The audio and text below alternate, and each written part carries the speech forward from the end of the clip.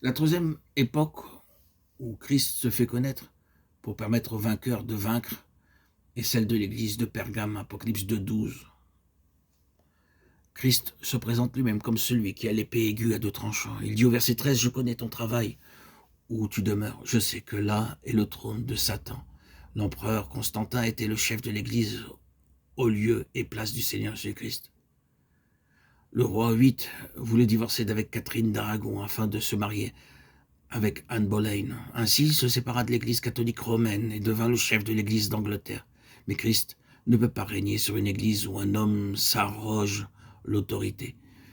L'église est alors avertie de ne pas manger des choses sacrifiées aux idoles.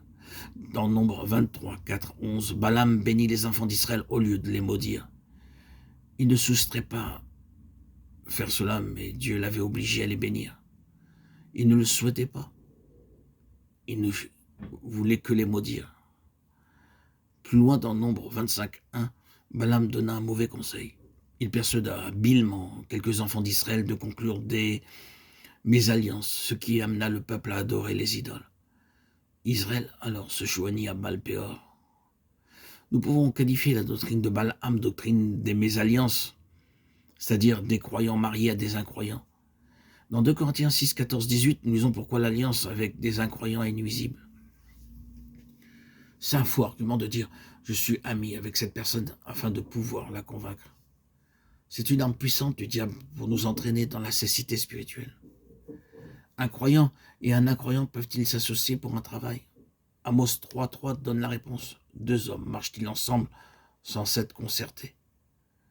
Cette église avait aussi parmi ses membres des gens attachés à la doctrine des Nicolaïtes, Apocalypse 2, 15. Le peuple adorait le prédicateur qui pouvait attirer des foules, ce que Dieu haïssait. C'est la doctrine de l'autorité conférée à l'homme dans l'église de Dieu. Les anglicans adorent même l'évêque et se prosternent devant lui. Parce qu'il porte de longues robes, le peuple adore le prêtre et lui embrasse les pieds.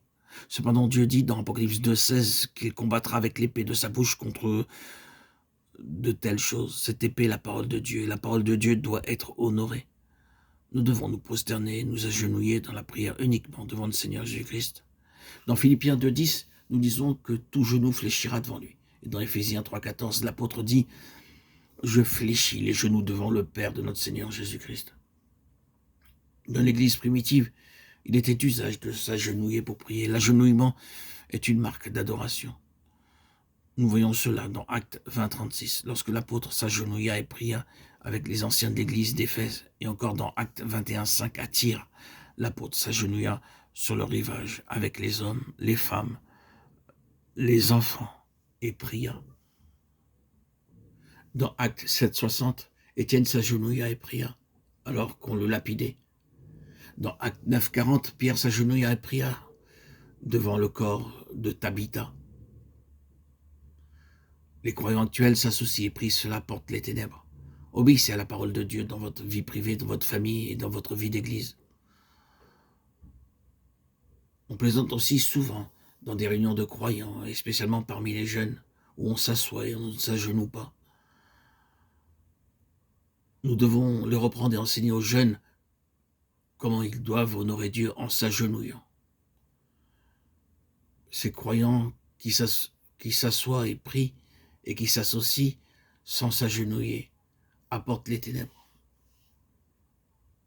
Il nous faut absolument les reprendre et enseigner à ces croyants, aux croyants actuels, comment honorer Dieu. Les croyants doivent être enseignés pour garder leur oreille sensible à la parole de Dieu. Apocalypse 2, 17. Chaque message contient une récompense. La récompense promise ici est la manne cachée, la nourriture spirituelle dont nous avons besoin pour la nouvelle vie. Dans 1 Roi 19, 5, 8, l'ange avait préparé un gâteau et de l'eau, et cette nourriture donna au prophète la force de marcher jour et nuit pendant 40 jours sans s'arrêter. Ce n'était pas une nourriture ordinaire. La nourriture préparée par les anges contient une puissance extraordinaire. Elle est céleste, elle n'est pas terrestre. Ainsi Dieu donne à son peuple une force spéciale dans la tentation, la persécution ou dans la tribulation. Lorsqu'à genoux, nous lisons la parole de Dieu, nous recevons cette grande puissance. Il nous sera donné de la manne cachée pour aller partout dans l'univers de Dieu.